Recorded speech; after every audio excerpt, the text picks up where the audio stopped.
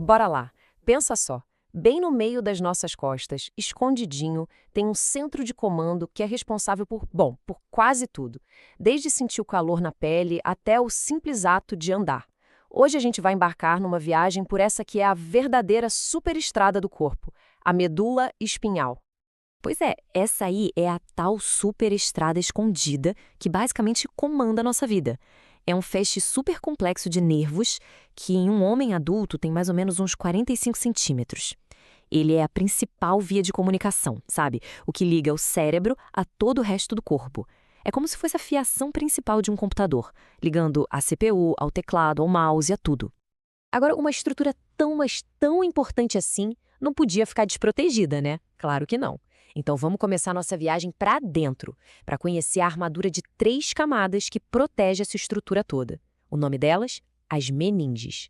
E olha, essas 3 camadas são bem diferentes uma da outra. Se a gente for de fora para dentro, a primeira é a dura mater. O nome já diz, né? É a mais dura, a mais resistente. Logo depois vem a aracnoide, que é super delicada, parece uma teia de aranha mesmo. E por último, bem grudadinha na medula, a gente tem a pia mater, que é a mais fininha de todas. Juntas, elas são tipo uma armadura biológica. Então, essas camadas formam essa bainha protetora em volta da medula. Mas o mais legal, o que é fascinante mesmo, é que os espaços entre elas também são super importantes.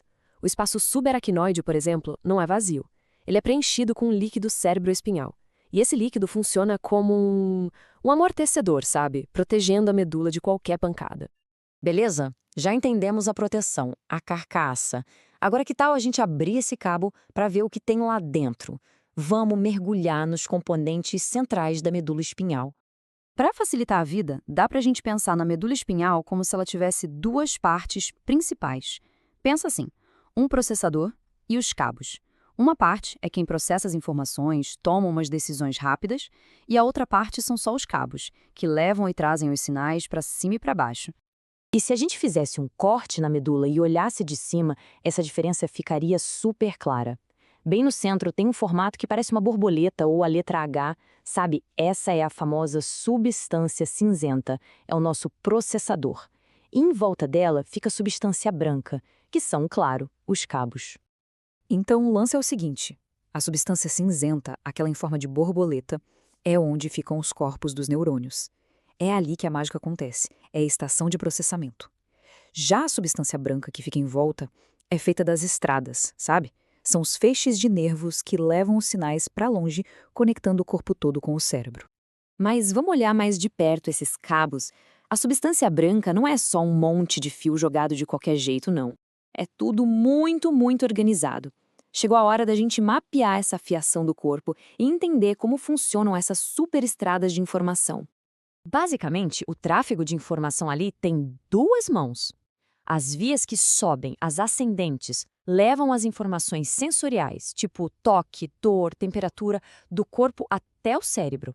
E as vias que descem, as descendentes, fazem o contrário. Elas trazem os comandos do cérebro para os músculos. É uma via de mão dupla perfeitamente organizada. Tá, mas como é que a gente sabe qual pedacinho da medula se conecta com qual parte do corpo? A resposta para isso está num conceito chamado dermátomo. É simples. Cada nervo que sai da medula é responsável por uma área específica da nossa pele. E quando a gente junta tudo, isso forma um mapa completo do corpo. E olha aí o mapa. É impressionante, né? Ver como cada segmento da medula tem seu próprio território na pele. Esse mapa é uma ferramenta fundamental na neurologia. É com base nele que os médicos conseguem descobrir onde exatamente pode estar uma lesão na medula, só olhando os sintomas. Para ficar mais fácil de entender, vamos ver uns exemplos práticos. A sensibilidade do dedão da mão, por exemplo. Quem cuida dela é o nervo C6. A linha dos mamilos, nervo T4. O umbigo, T10. O dedão do pé já é com os nervos L4 e L5. É como se cada partezinha do nosso corpo tivesse um CEP, um endereço certinho lá na medula espinhal. Pois é, toda essa fiação é genial, mas ela também é super delicada. Então agora a gente vai ver o que acontece quando esse sinal falha. Vamos fazer umas conexões com o mundo real, com a prática clínica. Um dos problemas mais comuns que a gente ouve falar é a hérnia de disco. Olha só, Na imagem da esquerda, tem um disco intervertebral saudável, bonitinho, funcionando como um amortecedor entre as vértebras. Mas na direita, o disco rompeu. O material de dentro vaza e pode pressionar um nervo que está passando ali. O resultado? Dor, formigamento, fraqueza, tudo no caminho daquele nervo. É uma falha mecânica, mas com uma consequência neurológica bem direta. Lembra daquelas camadas protetoras que a gente viu lá no começo? As meninges? Então, elas também são super importantes para alguns procedimentos médicos. A famosa anestesia epidural, por exemplo.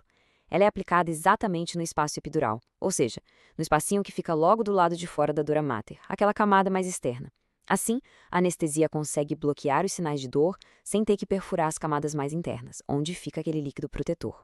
Agora, infelizmente, quando o dano é direto na medula, as consequências podem ser devastadoras.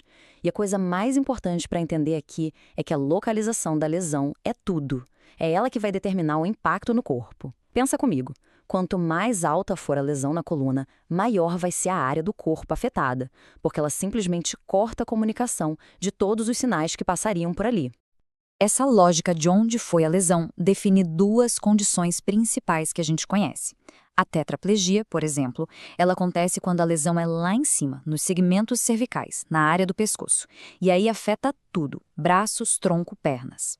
Já a paraplegia vem de uma lesão mais para baixo, nos segmentos torácicos, lombares ou sacrais. Nesse caso, afeta o tronco e as pernas, mas os braços continuam funcionando. A diferença entre uma e outra está literalmente em alguns centímetros ao longo da medula.